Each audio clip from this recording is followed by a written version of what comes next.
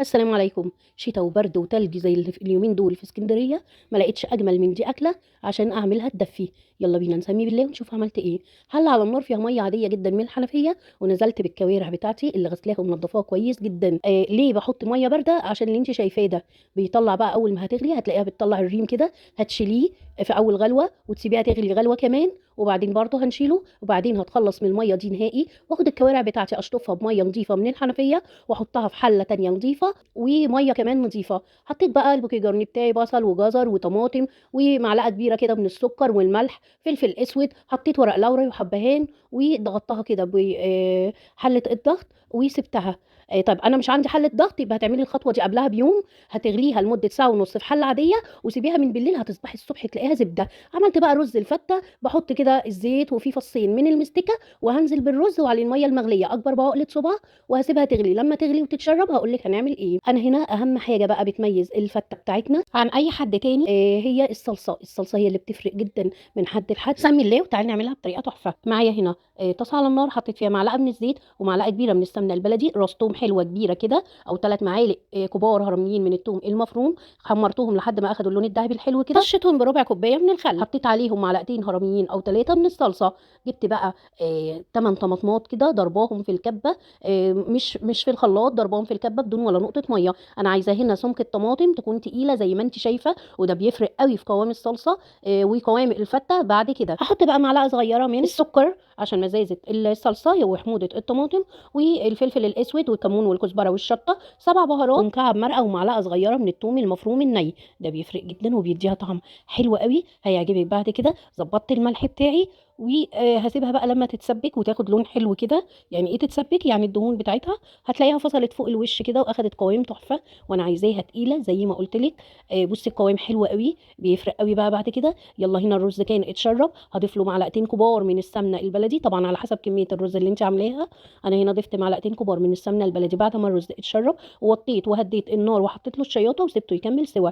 هنا الصلصه بقى كانت اتسبكت وبقت تحفه. هجيب العيش بتاع الفته، سواء العيش البلدي العادي اللي مقطعينه مكعبات او العيش دوت بتاع الفته. هجيب معلقه كده حلوه كبيره من السمنه البلدي، احط عليها نص معلقه من الملح والفلفل والبابريكا، وقلبتهم كده مع بعض، وهمسك العيش بتاعي اغلفه بقى بالخلطه التحفه دي. وليكي خيارين، يا اما تحطيه تحت الشوايه يتحمر ايدك فيه كده وتقلبي، او على النار عادي زي ما انا هعمله. هنا بقى بصي الصلصه كانت حكايه تحفه، قوامها مظبوط بالسنتي، قوامها حلو قوي، تقيل. والقوام ده هو اللي هيفرق بقى ويديك الطعم الحلو للصلصه.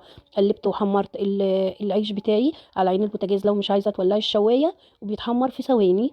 بياخد لون ذهبي حلو كده. العيش ده تحفه، بيتاكل حتى كده، يعني بيتخطف مني لوحده كده قبل ما احطه على الصلصه.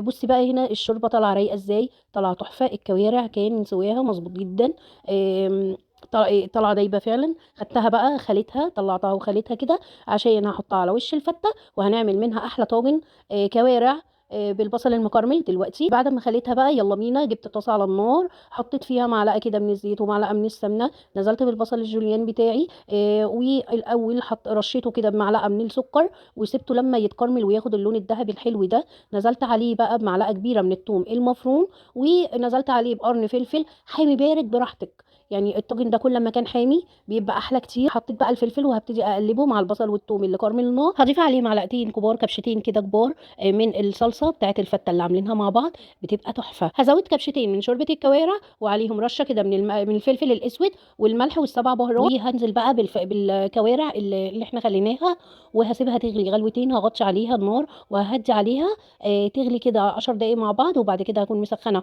طاجن في الفرن هجيبه. وهحط فيه بقى الطاجن التحفه دوت اللي احنا عملناه. هحط على وشه كده حبه فلفل اخضر كده متقطعين، غير ان هو بيدي شكل، بيدي ريحه كمان حلوه قوي. زينته بالفلفل والطماطم، دخلته على فرن مسبق التسخين على درجه حراره 200 في الرف الاوسط ربع ساعه، وبعد كده فتحت له الشوايه وكان تحفه. يلا بقى هنا نطبق الفته. على العيش نزلت بكبشتين من الصلصه كده، وكبشتين 3 من الشوربه، ومش بطري العيش قوي، انا بحب فيه المضغه كده اللي بناكلوها في المحلات بره. بصي هنا الرز ابيض وطالع مستوي وتحفه. تسويته مظبوطه جدا، الرز طالع مفرفر وطعمه حلو قوي. جربيه بالطريقه دي باذن الله هيعجبك. ريحه السمنه في الاخر بتديله طعم حلو قوي.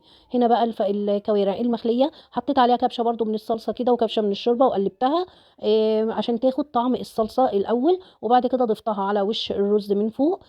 زينت كمان الرز بحبه كده من الصلصه عشان يبقى ياخد نفس الطعم.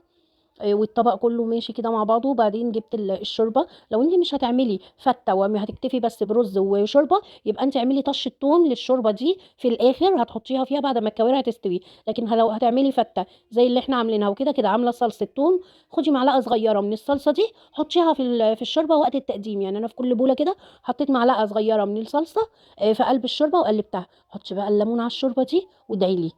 احلى طاجن كوارع واحلى طبق فته هتاكليه يدفي وطعمه تحفه ويشبع في الشتاء ده. الكوارع بالطريقه دي طلع طعمها حلو قوي بجد. لو عندك حد ما بيحبش الكوارع، واثقه ومتاكده انك لو جربتيها بالطريقه دي هيحبها باذن الله. يلا لايك وشير بقى لو عجبتك وصفه النهارده، وتعليق لو بحرف يرفع الفيديو ويوصل لاكبر عدد ويستفيد. ولو لسه ما اشتركتيش في القناه يا ريت تشتركي، اكيد هتلاقي وصفات حلوه كتير هتعجبك باذن الله. استودعكم الله الذي لا تضيع ودائعه، ودمتم في حفظ الله وامنه، والسلام عليكم ورحمه الله.